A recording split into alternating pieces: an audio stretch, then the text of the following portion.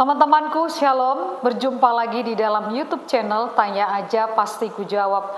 Teman-temanku, dalam kesempatan ini saya ingin menjelaskan bahwa tanya aja pasti kujawab tidak berarti segala sesuatu yang teman-teman pertanyakan itu akan saya jawab. Tetapi yang akan saya jawab adalah pertanyaan-pertanyaan yang memang ada di antara teman-teman yang rindu ingin mengenal Tuhan Yesus secara pribadi dan ingin belajar firman Tuhan dengan baik dan benar. Pastilah hal-hal tersebut akan saya jawab dengan senang hati. Nah, berikut ini teman-temanku, kita akan melihat dan mendengarkan sebuah khotbah ataupun renungan dari seorang hamba Tuhan yang menyatakan bahwa Alkitab, khususnya kitab Perjanjian Lama dan juga Perjanjian Baru, telah menubuatkan hal-hal yang akan terjadi, khususnya tentang Perang Dunia Ketiga atau Gog dan Magog yang dituliskan di dalam kitab suci. Nah, seperti apa sebenarnya tanda-tanda yang akan terjadi yang bisa kita lihat sebagai pertanda akan terjadinya Perang Dunia Ketiga ataupun Gog dan Magog? Saksikan video ini dari awal sampai habis dan semoga memberikan pencerahan ya.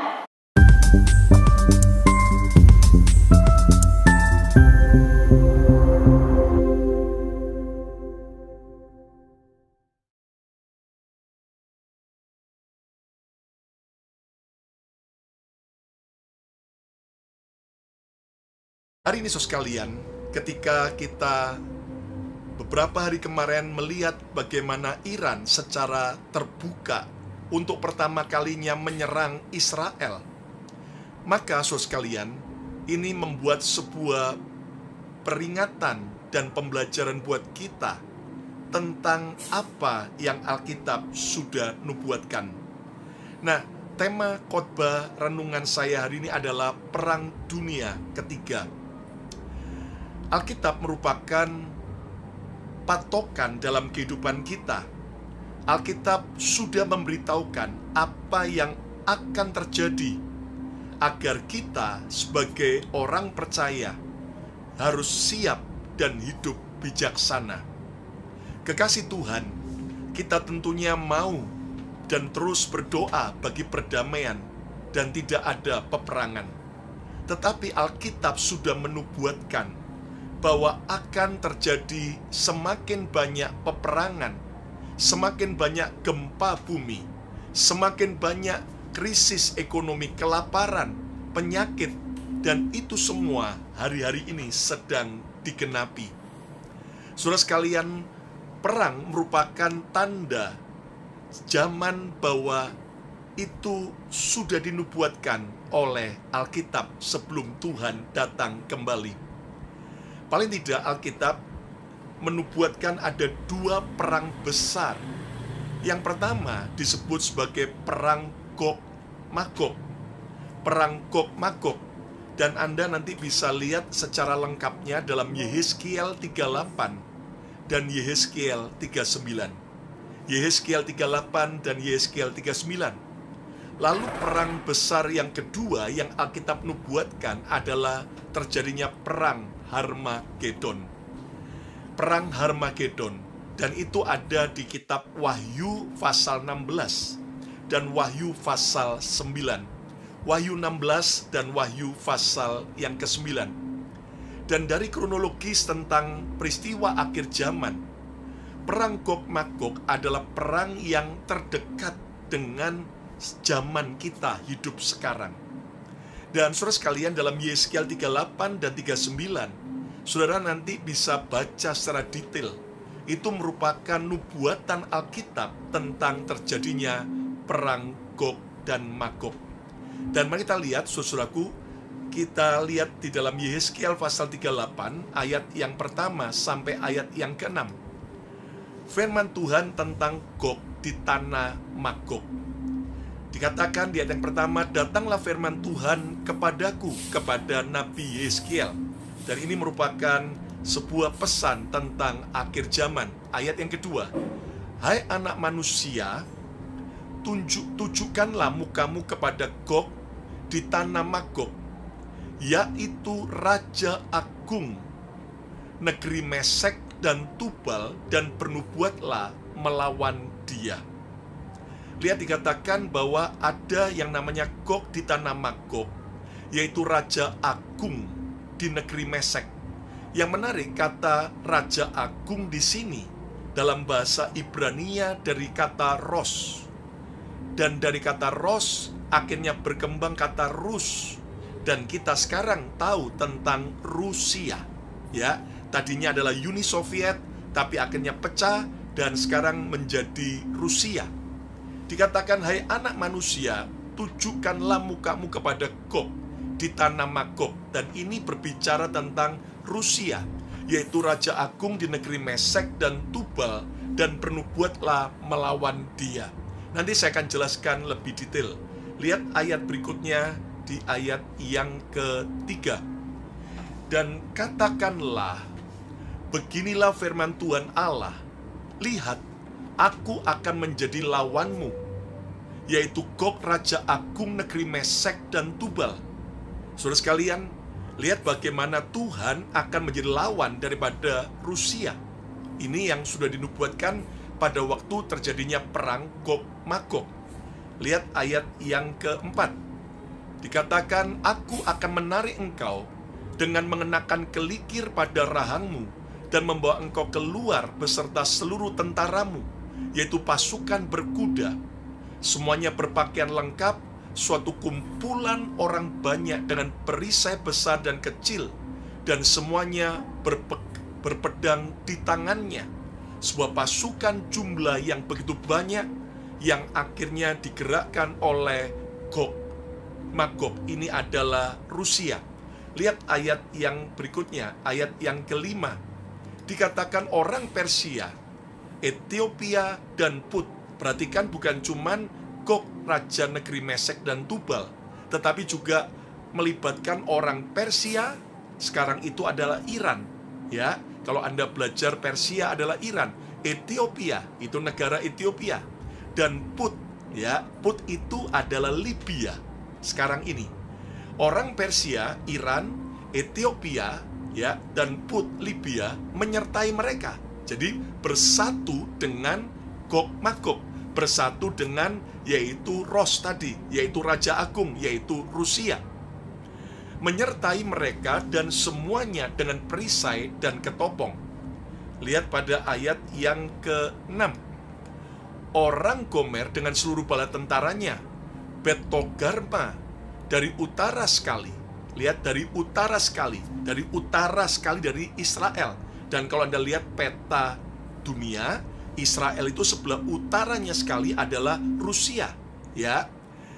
Lalu kemudian dengan seluruh bala tentaranya, banyak bangsa menyertai engkau.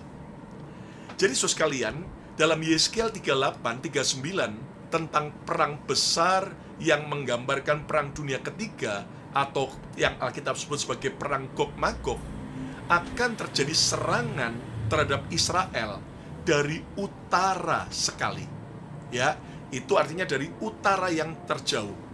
Dan dari peta dunia, maka sebelah utara Israel yang dekat adalah Turki. Nah, di balik Turki yang lebih utara, yang paling utara adalah yaitu Rusia, negara di atas Turki. Jadi Turki akan bermitra kerjasama dengan Rusia. Bahkan kalau nanti Anda lihat dalam Kejadian pasal 10 ayat pertama sampai ayat yang ketiga, di situ disebut tentang daftar keturunan Nuh yang dari Sem, Ham, dan Yafet, ya. Dan dari Yafet itu nanti akan lahir bangsa-bangsa yang ternyata berkaitan erat dengan Yeskiel 38-39, yaitu tentang perang Gog Magog. Sekali lagi, kata Gog itu menggambarkan Rusia. Nah, Magog, Mesek, Tubal itu sebetulnya mana? Itu adalah negara-negara sekarang ini bekas pecahan Uni Soviet, ya. Jadi yang bersebelahan dengan Rusia, ya. Gog itu atau Raja Agung dari kata Ros, dan dari kata Ros kemudian kita tahu tentang yaitu Rusia. Lalu Magog, Mesek, dan Tubal sesuai dari Yeskiel 38 itu adalah negara-negara bekas Uni Soviet, yaitu Kazakhstan, Uzbekistan yang pokoknya tan, ya kan saudaraku. Lalu Persia juga akan bergabung bersama dengan Rusia dan juga Magog, Mesek dan Tubal, yaitu apa? Iran. Persia adalah Iran. Anda masih ingat tentang yaitu kerajaan Media Persia, zaman Ratu Esther dalam kitab Esther. Ada Mordekai, ada Raja Ahasveros, dan Persia itu gambaran Iran. Nah, sekarang kan Iran mulai menyerang Israel secara terbuka. Selama ini Iran, saudaraku, secara sembunyi pakai kelompok Hamas dan kelompok-kelompok yang lain untuk menyerang Iran. Dan tentu Anda mengerti bahwa di belakang Iran, siapa yang membackup? Rusia. Bagaimana kita bisa tahu? Lihat dari senjata-senjata rudal Iran. Itu semua buatan Rusia. Bahkan, saudara sekalian, pemimpin Rusia, ya, dalam beberapa saat kemarin, saudaraku, sempat datang secara terbuka pertama kali mengunjungi Iran. Dan ini merupakan penggenapan bahwa Rusia akan kerjasama dengan Iran untuk nyerang Israel. Lalu Gomer dan Bet Togarma. Siapa yang dimaksud dengan Gomer dan Bet Togarma? Ya, itu adalah Turki, ya, dan Rusia. Jadi Iran akan kerjasama dengan yaitu Rusia, lalu juga Gomer, Turki, lalu Bet Togarma, Syria, ya. Lalu Put itu mana? Libya. Lalu juga Ethiopia, ya. Sekalian termasuk daerah Ethiopia yang berdekatan adalah Mesir dan Sudan, bagian selatannya. Jadi sekalian, ternyata ini yang sudah dinubuatkan oleh Alkitab. Dan ketika Israel nanti dikepung dalam perang Gog-Magog oleh Rusia dan sekutunya, di mana sekarang dimulai dari serangan Iran. Tentunya sekali lagi sebagai hamba Tuhan, saya mendorong saudara, kita mari berdoa supaya tidak terjadi perang berlanjut dalam waktu dekat ini, supaya Israel ya tidak menyerang balasan Iran. Iran juga tidak kembali menyerang Israel lagi. Ya, kita berdoa, tapi kita tidak tahu kalau memang sudah harus digenapi penggenapan Alkitab. Dan ingat bagaimana Amerika akan juga, saudaraku, menyerang Iran, sudah mengancam jika sampai Iran terus menyerang Israel. Bahkan kemudian nanti di belakang Iran ada Rusia, dan tentunya juga ada sekutunya Rusia, yaitu Korea Utara dan juga China. Dan saudara sekalian, jadi ketika Israel dikepung oleh Rusia dan sekutunya, maka itulah penggenapan perang besar, yaitu Gog-Magog. Jadi saya harap setiap saudara mulai mengerti, ya. Sekarang kita lihat lagi Yeskiel pasal 38 ayat yang ke-14 sampai 16. Sebab itu bernubuatlah, hai anak manusia, dan katakanlah kepada Gog, yaitu kepada Rusia, Raja Agung tadi, Ros tadi, Rusia, beginilah firman Tuhan Allah, ketika umatku Israel sedang diam dengan aman dan tentram, pada waktu itulah engkau akan bergerak. Jadi, waktu Israel sedang aman dan tentram, tiba-tiba, saudaraku, Gog ini dengan sekutunya akan mulai bergerak. Bergerak apa?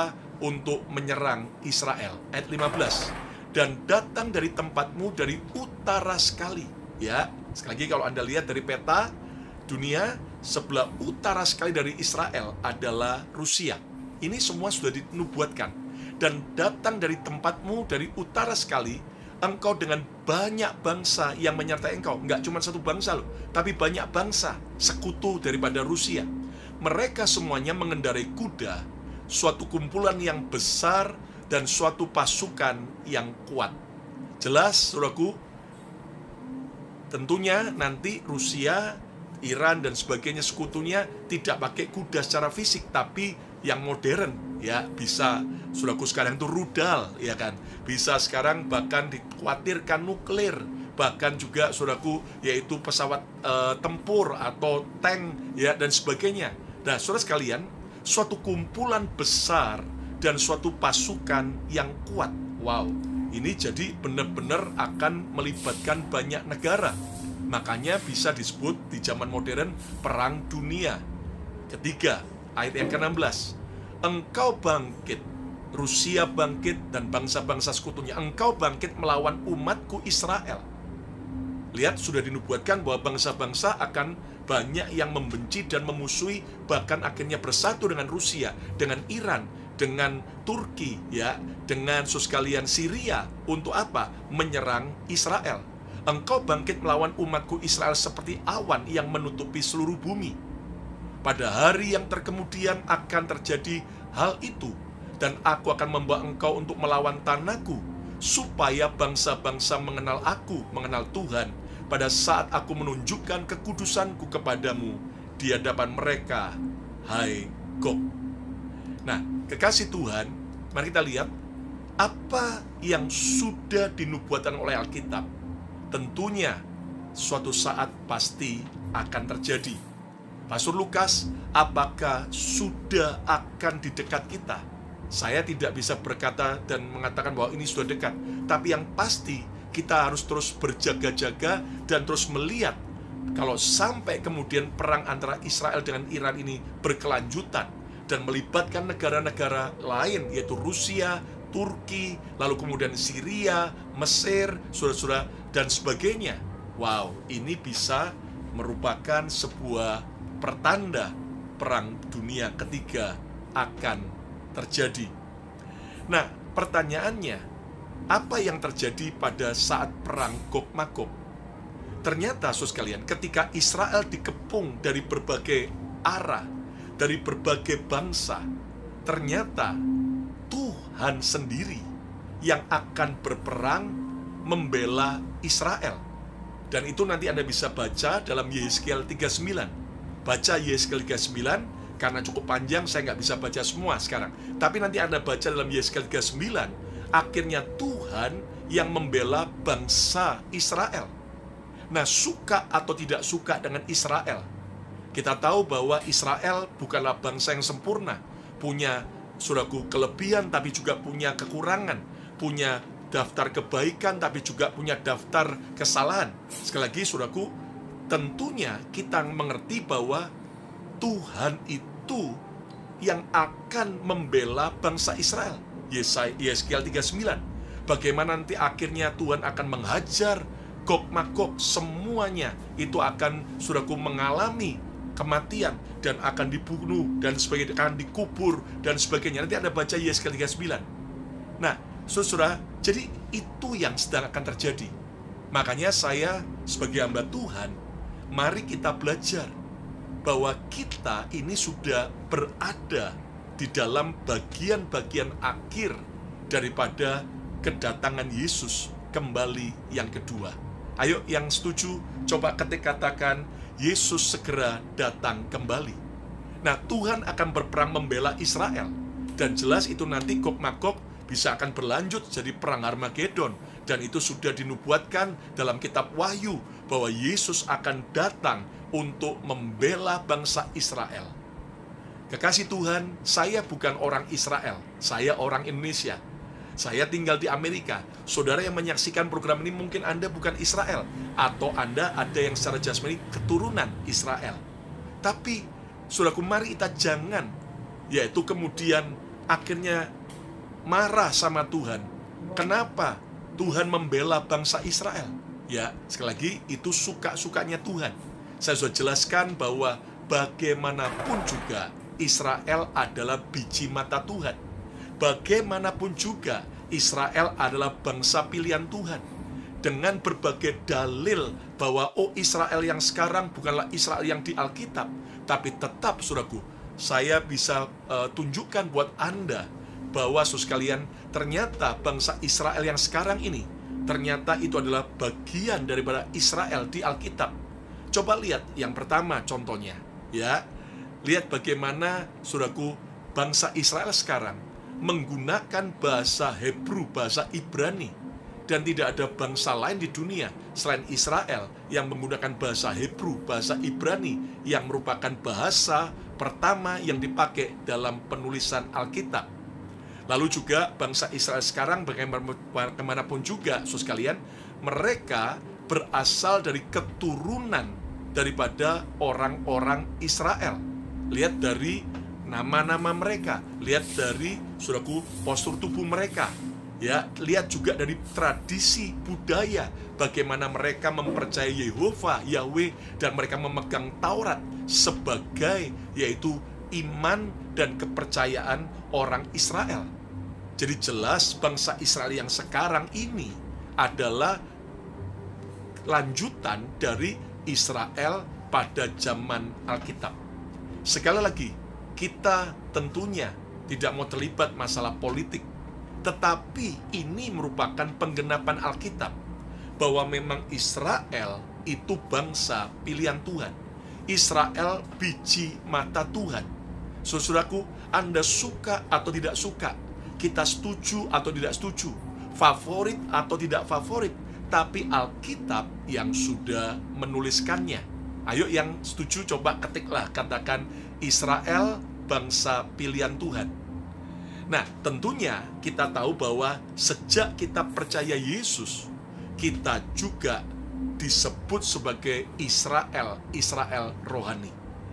Nah, sekali lagi saya sebagai hamba Tuhan mendorong Anda untuk terus berdoa bagi perang ini berhenti.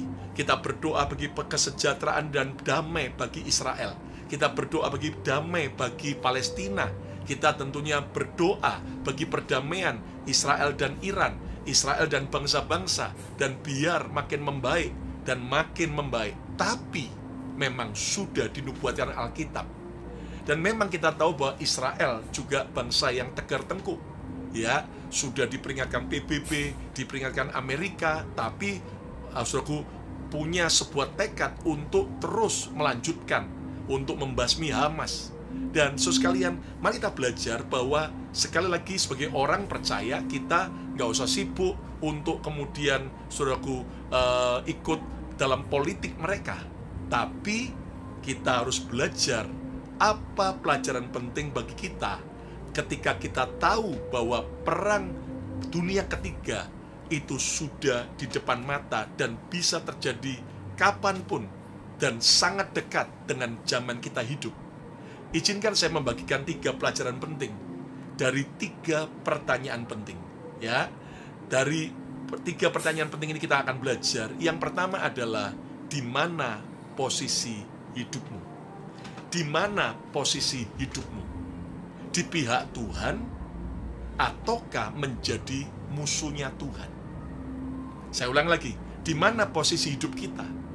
Saudara, seandainya Anda bagian daripada bangsa-bangsa, apakah Anda sedang ada di posisi di pihak Tuhan, ataukah Anda dalam posisi menjadi musuh Tuhan? Sekali lagi, saya tentunya tidak mengajak saudara untuk mau pro yang mana, pro Israel atau Iran atau Palestina, tapi mari kita belajar, pilihlah agar posisi hidup kita ada di pihak Tuhan. Kenapa? Coba kita lihat di dalam Mazmur pasal 118 ayat 6-7. Tuhan di pihakku. Wah, jadi di mana posisi hidupmu? Pastikan saudara ada di pihak Tuhan. Ayo coba katakan, saya mau ada di pihak Tuhan. Sekali lagi, saya mau ada di pihak Tuhan. Tuhan di pihakku, akibatnya apa? Aku tidak akan takut. Apakah yang dapat dilakukan manusia terhadap aku? Wow, pemazmur Daud sudah berkata, jika Tuhan ada di pihakku, aku nggak akan takut.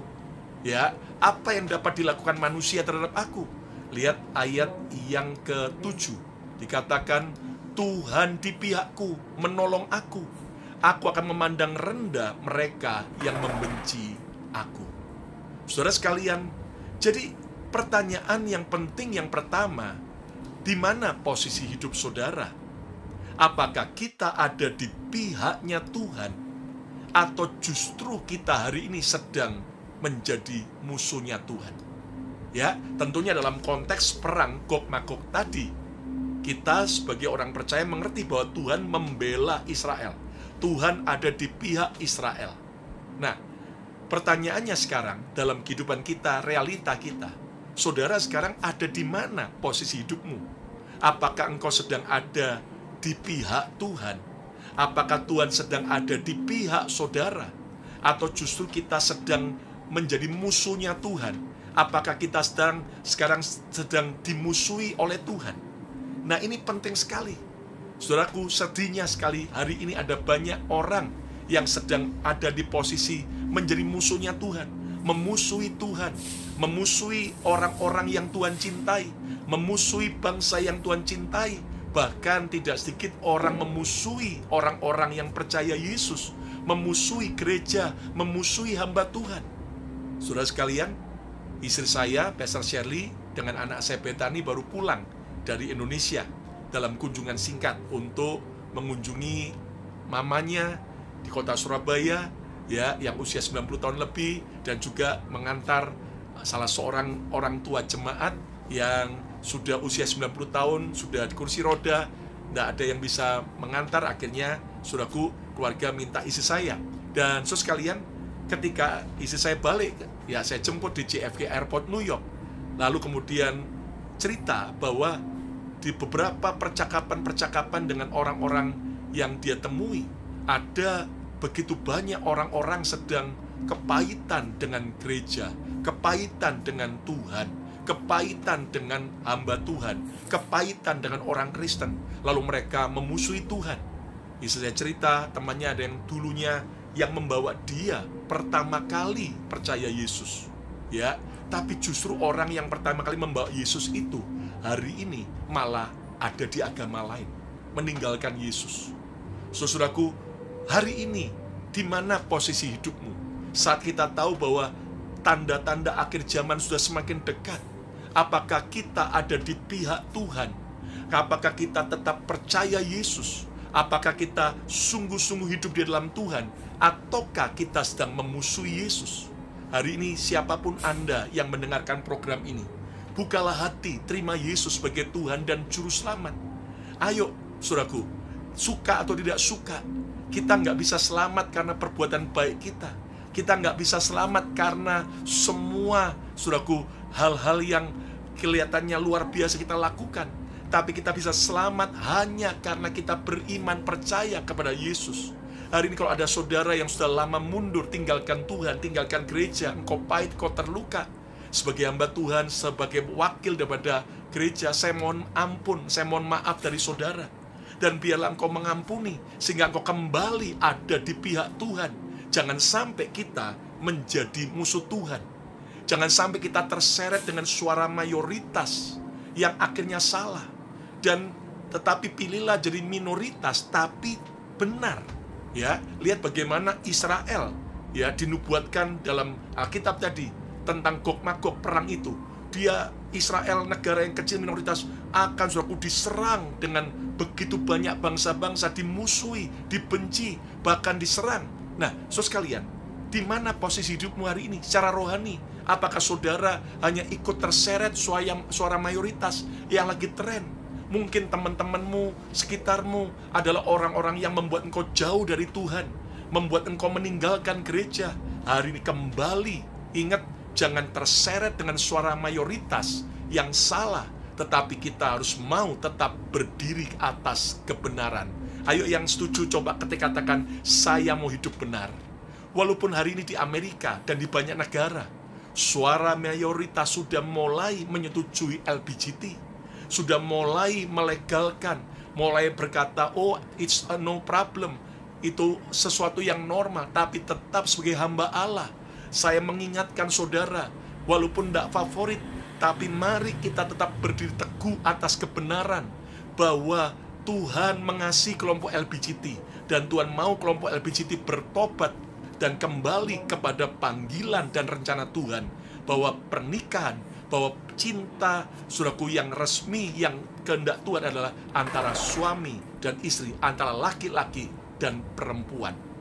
Dan hari ini walaupun mungkin suara mayoritas, keadaan banyak orang hidupnya kacau, nikah, ndak nikah, yang penting hubungan seks, dan saudaraku, kehidupan yang hancur, yang tidak kudus. Di mana posisi hidupmu hari ini? Apakah engkau sedang ada dalam posisi hidup kudus? Ataukah engkau sedang hidup dalam dosa dan terus terikat dengan narkoba, terikat dengan semua pelacuran, terikat dengan semua, saudaraku, hal-hal perselingkuhan, atau perjudian, atau dosa-dosa yang lain. Ayo bertobat. Saudaraku, Tuhan sudah segera datang. Di mana posisi hidup kita? Apakah kita bakal akan terangkat waktu Yesus datang di awan-awan? Ataukah kita bakal akan tertinggal? Hari ini saudara sekalian, tanyalah pada diri saudara, di mana posisi hidupmu? Ketika ada seseorang menelpon saya dan berkata, saya tersesat, saya nggak tahu ini saya ada di mana. Lalu saya selalu akan tanya, posisimu sekarang di mana? Dan kenapa? Karena ketika saya tahu posisinya di mana, maka dengan mudah saya mulai mencoba cari jalan supaya dia kembali ke jalan yang benar. Nah, hari ini saudara sekalian, kita nggak perlu sibuk membenci tentang Israel atau ikut saudaraku memusuhi yang lain dan sebagainya. No. Mari kita belajar. Mari kita bertanya di mana posisi hidup kita. Ya, sebagai hamba Tuhan saya mau berkata, mari kita tetap berada di posisinya Tuhan. Kita tetap berada di jalur firman Tuhan. Kita tetap mau hidup kudus. Kita mau, saudaraku, siap sedia saat Tuhan datang kembali. Dan kita terangkat, jangan sampai kita tertinggal. Hari ini, saudaraku, pertanyaan yang pertama dan yang penting adalah di mana posisi hidupmu? Ayo coba ketik katakan, saya mau ada di pihak Tuhan. Saya mau ada di pihak Tuhan. Jangan sampai Tuhan memusuhi kita atau kita yang memusuhi Tuhan. Wah, itu berapi. Saudara sekalian, mari kita belajar, jangan ikutan mengutuki Israel. Ya, walaupun mayoritas banyak orang ini, tapi tetap kita memberkati Yerusalem, kita memberkati Israel, kita memberkati Palestina, kita memberkati Iran, kita memberkati bangsa-bangsa, ya. Tapi mari kita, saudaraku, jangan kemudian ikut-ikutan, karena posisi hidup kita, kalau sampai salah, waduh, kita bisa bermusuhan dengan Tuhan. Dan ingat, saudaraku, kalau kita bermusuhan dengan manusia, kita mungkin bisa menang atau kita bisa kalah. Tapi kalau Tuhan yang memusuhi kita, siapa yang bisa mengalahkan Tuhan? Saudara sekalian, hari ini jangan engkau jadi orang yang melawan Tuhan, menentang Tuhan. Dengan sombongnya, dengan angkuhnya berkata bahwa engkau nggak perlu Tuhan. Dengan sombong dan angkuhnya engkau mulai menjelek-jelekkan saudaraku kekristenan. Wow, jangan sampai kita bermusuhan dengan Tuhan. Jangan sampai kita mengganggu biji mata Tuhan. Maka hidup kita akan mengalami banyak hal-hal yang mengerikan. Hari ini saya memilih posisi hidup saya mau ada di pihak Tuhan. Jika Tuhan ada di pihak kita, siapa yang dapat lawan? Orang boleh merencanakan yang jahat, namun jika Tuhan di pihak saudara, percayalah Tuhan yang akan membela. Tuhan akan menjadi pagar pelindungan kita, dan semua rencana yang jahat akan dibalik Tuhan jadi kebaikan. Lihat Yeskiel pasal 39, kembali sekali lagi ketika orang menyerang Israel, bangsa-bangsa banyak, dan ternyata Tuhan membela dan akhirnya Israel bisa menang. Pelajaran penting yang kedua bagi kita adalah dari pertanyaan yang kedua yang saya dan saudara harus bertanya dalam diri kita adalah, bagaimana sikap hatimu? Apakah kita ketakutan? Apakah kita terus emosi, marah, benci? Ataukah kita tetap tenang dan percaya? Saudara sekalian, bagaimana sikap hatimu? Ini menentukan ketika kita sudah tahu bahwa semua penggenapan tentang akhir zaman sudah di depan mata. Apakah kita ketakutan, cemas, panik, marah, emosi, stres, frustrasi? Ataukah kita punya sikap hati tetap tenang, damai, dan mempercayai Tuhan? Lihat Yesus berkata, Matius 24 ayat 6-7, kamu akan mendengar deru perang. Sudah dinubuatkan oleh Tuhan Yesus bahwa kita akan mendengar deru perang atau kabar-kabar tentang perang. Namun berawas-awaslah, janganlah kamu gelisah. Nah, jangan gelisah, jangan panik, jangan ketakutan, jangan kemudian kita stres. Sebab semuanya itu harus terjadi, tetapi itu belum kesudahannya. Ya, semuanya itu akan terjadi, dan itu sudah digenapi dan sedang akan terus digenapi. Ayat 7.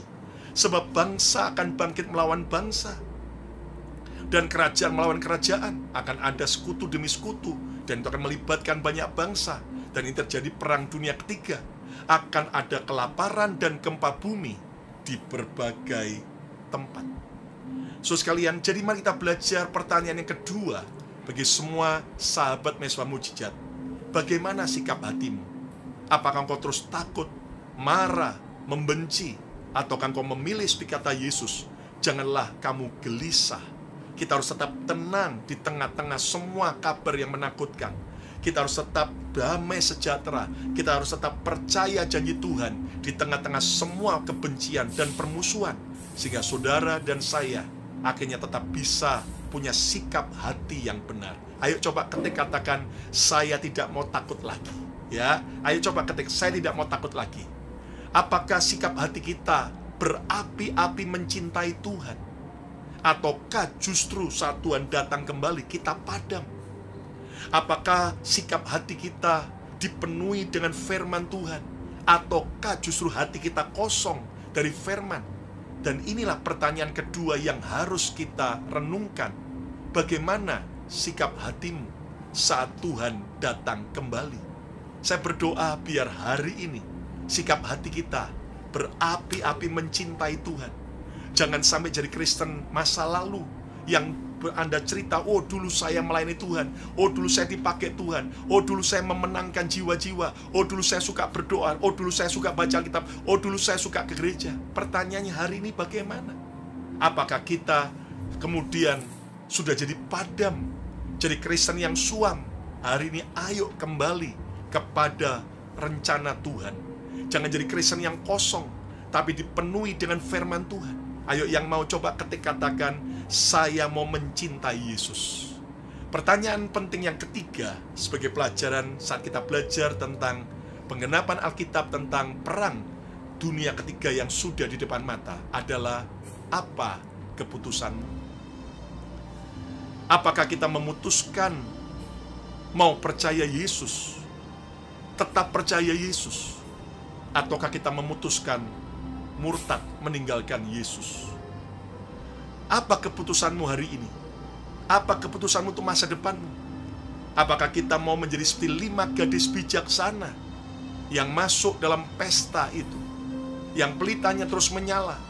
Ataukah kita memutuskan seperti 5 gadis yang bodoh? Lihat bagaimana Yesus sudah menubuatkan akan ada pemisahan, akan ada, saudaraku, perbedaan yang nyata. Lihat Matius 25 ayat 1-3.